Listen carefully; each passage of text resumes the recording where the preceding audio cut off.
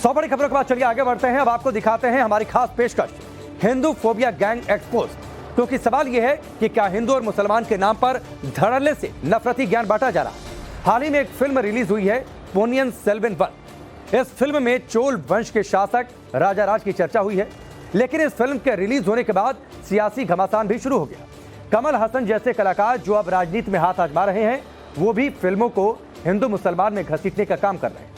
कमल हसन का एक बयान सामने आ गया जिसमें उन्होंने कहा है कि PS1 फिल्म में चोल राजा को हिंदू के तौर पर पेश किया गया, लेकिन असल में वो हिंदू थे ही नहीं। सवाल यही है कि क्या कमल हसन बताएंगे कि चोल राजा सनातनी थे या नहीं। क्या इस बयान से वो हिंदुओं को भड़काना चाहते हैं, नफरत फैलाना चाहते हैं? इस रिपोर्ट को देखिए।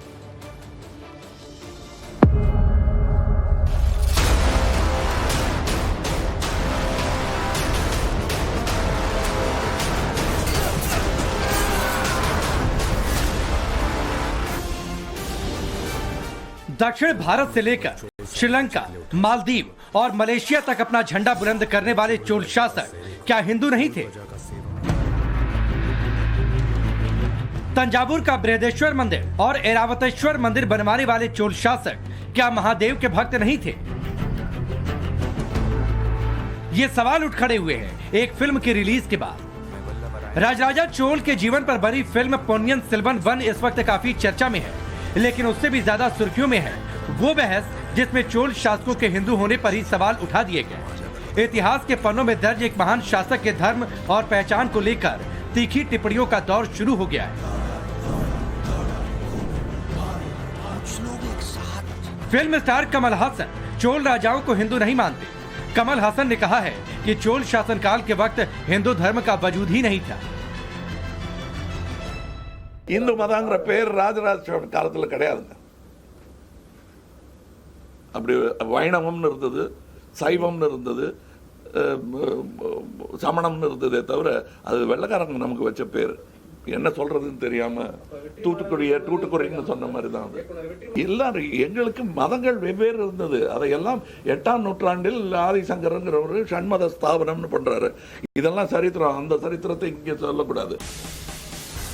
कमल हसन ने यह बयान नेशनल फिल्म पुरस्कार विजेता डायरेक्टर वेत्रिमारन की उस बात को आगे बढ़ाते हुए कहा जिसमें उन्होंने राजराजा चोल के हिंदू नहीं होने का दावा करते हुए बड़ा विवाद खड़ा कर दिया था। दरअसल फिल्म पोनियन सेल्वन वन के रिलीज के एक दिन बाद ही वेत्रिमारन ने कहा था, लगातार हमारे प्रतीक हमसे छीने जा रहे। तिरुवल्लुवर का भगवाकरण करना या राजा राज चोल को हिंदू राजा कहना इसी का उदाहरण है। वो पहले ही तिरुवल्लुवर का भगवाकरण करने की कोशिश कर चुके हैं। हमें इसकी अनुमति कभी नहीं देनी चाहिए। तमिलनाडु बाहरी ताकतों का विरोध करते हुए एक धर्मनिरपेक्ष राज्य बना हुआ है। यानी वेत्रिमारन के बयान के मुताबिक तो तमिल हिंदू ही नहीं थे। चोल वंश के शासकों को हिंदू नहीं मानने के पीछे कमल हसन भी यही तर्क दे रहे हैं कि जिस वक्त दक्षिण में चोल वंश का परचम लहरा रहा था, उस कालखंड में हिंदू शब्द ही अस्तित्व में नहीं था। कमल हसन के इस तर्क में कितना दम है? क्या यह सियासत के वशीभूत होकर हिंदुओं से नफरत का एक सोचा समझा एजेंडा है या फिर सही जानकारी नहीं होने की नादानी? इसे लेकर अब विरोध के स्वर उठने लगे हैं। पूर्व सांसद और कांग्रेस नेता करण सिंह ने इसे हास्यास्पद बता दिया। डॉक्टर करण सिंह ने कहा है कि यह सवाल ठीक उसी तरह है जैसे ये कहना कि कोई कैथोलिक है लेकिन ईसाई नहीं। एक महान व्यक्ति जो है, जो शिवजी का भक्त है, तो शिवजी के भक्त को अगर आप हिंदू नहीं कहेंगे तो क्या कहेंगे? ये अब ये कर रहे हैं कि सब हिंदू शब्द उस वक्त नहीं था, अब माना हिंदू शब्द नहीं था, लेकिन थे तो अब जो हम हिंदू कहते थे तो हिंदू ही ना। तुम कैथोलिक हो लेकिन तुम क्रिश्चियन नहीं हो, या तुम शिया हो तुम मुसलमान नहीं। इसको बात कहने वाली बात, ये क्या मतलब है कहने के? यानी उनको नीचे दिखाने के लिए अथवा हिंदू धर्म को नीचे दिखाने के लिए अर्थ क्या है ये कहने का? ये समझाइए, मुझे समझ नहीं आई। अगर शिवजी का भक्त हिंदू नहीं है, आप खुद बताइए ना, कोई समझ सकता है कि वो हिंदू नहीं है? सवाल ये भी है कि हिंदू धर्म के एक महाप्रतापी राजा की धार्मिक पहचान पर सवाल उठाना क्या संजोग है या फिर सोचा समझा प्रयोग? क्योंकि ये सवाल तभी उठाए जा रहे हैं जब PS1 फिल्म में राजा राज की शक्ति को दिखाया गया। फिल्म में दिखाया गया है कि कैसे शैव मत को मानने वाले चोल वंश के शासक राजा राज ने सनातन संस्कृति का परचम पूरी दुनिया में लहराया।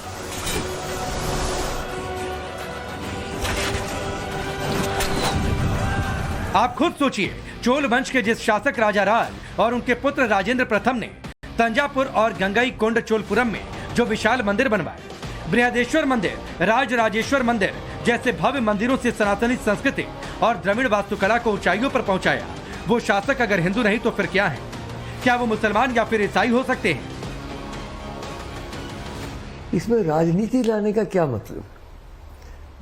साउथ को डाउन कर क्या कह रहे हैं? साउथ को डाउन करने के लिए आइडेंटिटी इंटैक्ट करने की बात कर रहे हैं। तो आइडेंटिटी तो थी, ये राजराज चोला ने बनाई आइडेंटिटी। शैविज्म के कारण मैं कह सकता हूँ, वो जो पहले जो दूसरी जो राजे थे वो पांड्या और चेरा, वो भी सब उन्होंने अपने में कर लिया। और शैव धर्म, जो शैव सिद्धांत धर्म है या शैव सिद्धांत जो मत है, उन्हीं के वक्त हुआ। तो उसको उनको तो करने की कोई नहीं, ऐसी बात कोई है नहीं, किसी के दिमाग में हो सकती है, तो हम तो कभी सोच भी नहीं सकते। आकाश में एक धूमकेतु दिखाई। इतिहास कहता है कि राजराज चोल का शासन 10वीं और 11वीं शताब्दी के बीच का है। हिंदू शब्द का इस्तेमाल पहली बार उनके जीवन काल के बाद हुआ था, यानी जब राजराज चोल जीवित थे तब हिंदू शब्द की उत्पत्ति भी नहीं हुई थी। चोल राजाओं के हिंदू होने पर सवाल उठाने वाले यही तर्क दे रहे हैं कि उस वक्त हिंदू धर्म का कोई शब्द अस्तित्व में नहीं था, लेकिन वो शायद भूल गए कि विश्व की सबसे पुरानी सनातनी संस्कृति का अस्तित्व वैदिक काल से ही रहा है। हिंदुत्व या हिंदू धर्म को प्राचीन काल में सनातन धर्म कहा जाता था। 1000 साल पहले हिंदू धर्म का प्रचलन नहीं था। ऋग्वेद में कई बार सप्त सिंधु शब्द का उल्लेख मिलता है।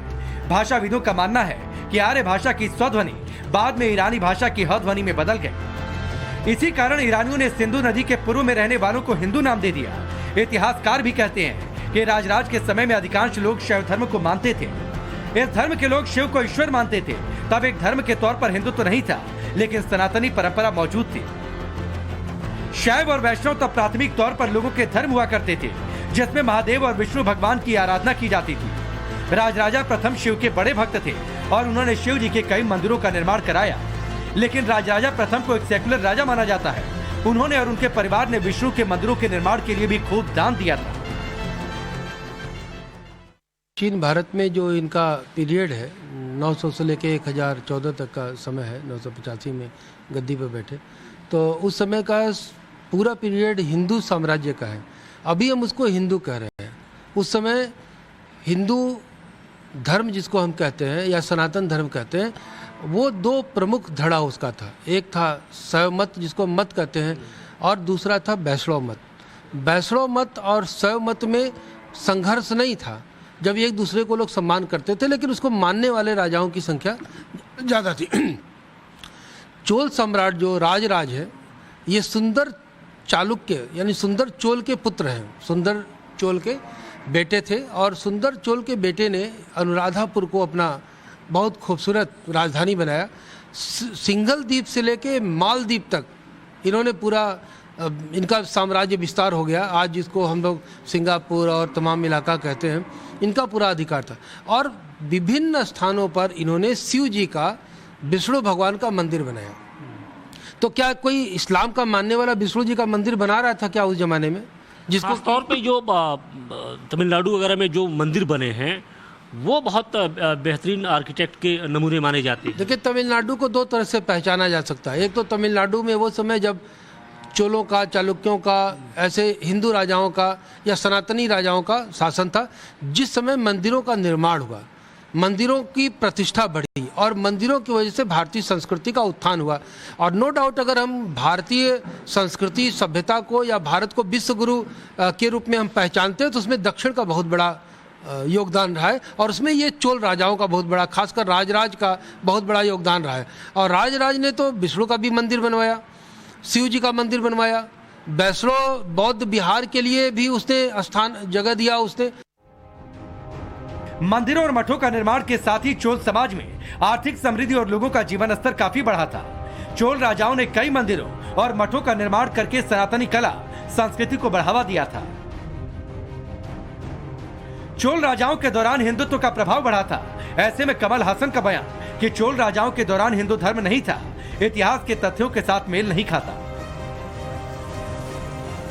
Bureau report, times now Navbharat.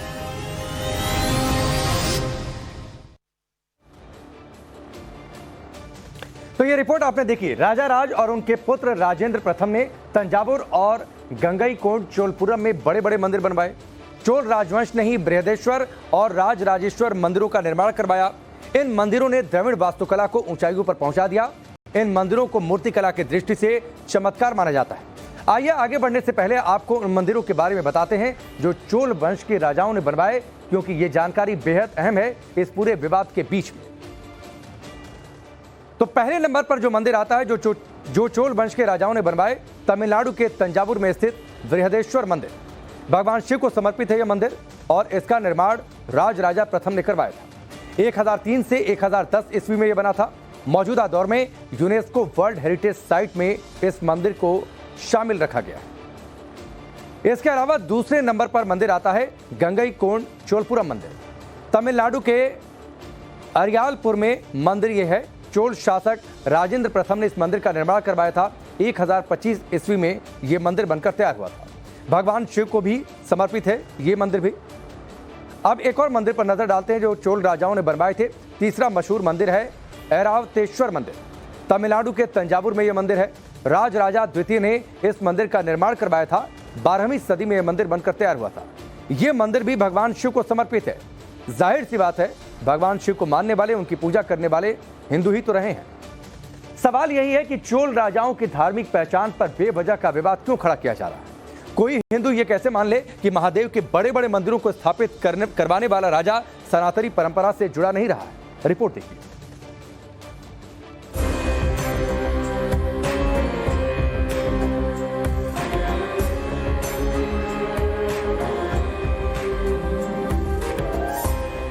सबसे पहले एक सवाल, जो राजा महादेव का अनन्य उपासक हो, जिस राजा ने शिव के बड़े बड़े मंदिर बनवाए हों, उसका धर्म क्या होगा?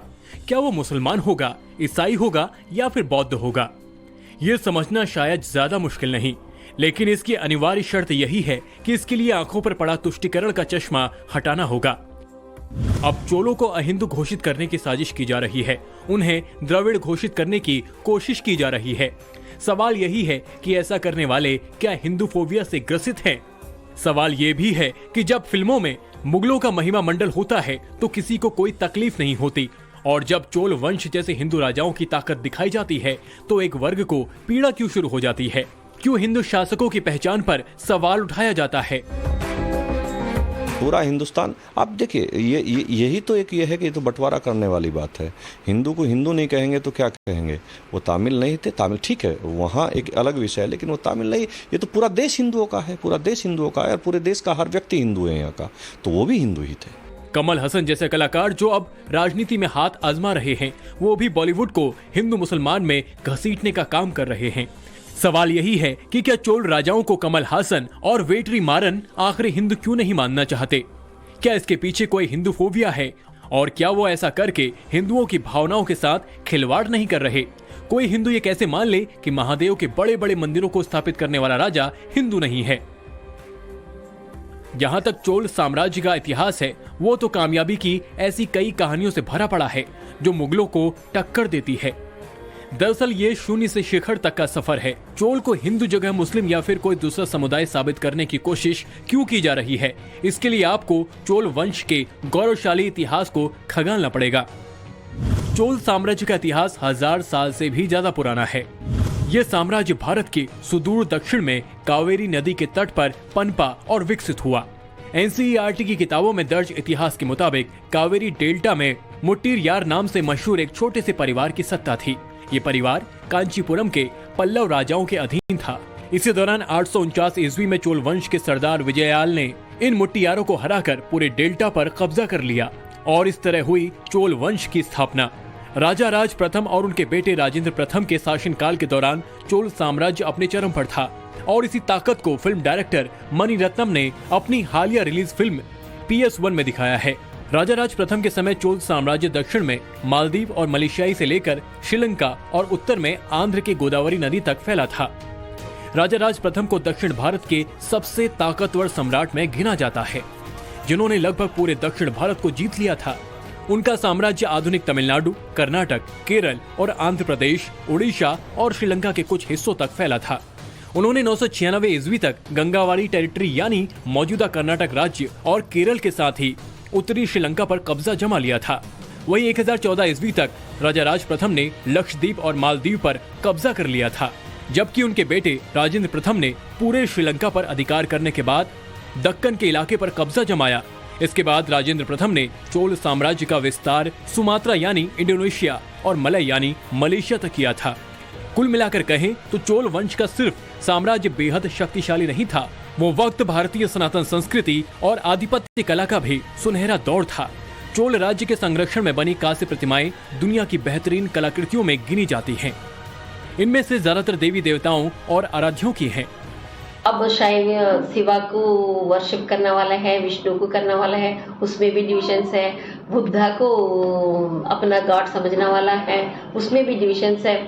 इस वजह से उनको एक शब्द जरूरत पड़ा, इसीलिए जो भी हिंदुस्तान में शुरू हुआ उस समय को सब एक ही शब्द में करके हिंदू रखने चाह रहे थे, लेकिन बुद्धा एंड महावीरा को जैन्स को उस वक्त में माने नहीं, इसीलिए उस टाइम पे वो हिंदू था। ये क्वेश्चन इसका लॉजिक ही नहीं है। ये ठीक है कि उस वक्त हिंदू शब्द का वजूद नहीं था, लेकिन आज हिंदू धर्म का जो स्वरूप नजर आता है उस पर चोल साम्राज्य का बहुत असर है। दरअसल सनातन की सभी धाराएं आपस में उस दौर में एकजुट की गई थी। चोलों ने ही शिव और विष्णु से जुड़े तमाम महत्वपूर्ण पुराणों का संकलन किया। चोलों के बनवाए तमाम शिव और विष्णु मंदिर हजारों साल बीतने के बावजूद आज भी शान से खड़े हैं। उनके शिलालेख गवाही देते हैं कि वे कौन थे। जब लोग हिंदू धर्म की बात करते हैं तो लोग भूल जाते हैं कि असल में यह सनातन है। इसे 2, 4, 10 लोगों के समूह से मिलकर नहीं बनाया गया है। यह 200-400 सालों में भी नहीं बना, बल्कि यह कई जनजातियों की हजारों सालों के संगम की प्रक्रिया से बना है। जनजातियां, उनके देवता, उनकी संस्कृति, उनके संस्कार आपस में मिलते गए। सनातन संस्कृति में ये फर्क करना भी मुश्किल है कि कौन किस शाखा से है। इसलिए जहां तक बात चोलों को हिंदू ना बताने की है, लोग दरअसल उस झूठ को छिपाना चाहते हैं जो सालों से गढ़ा गया है। Bureau report, times now, Navbharat.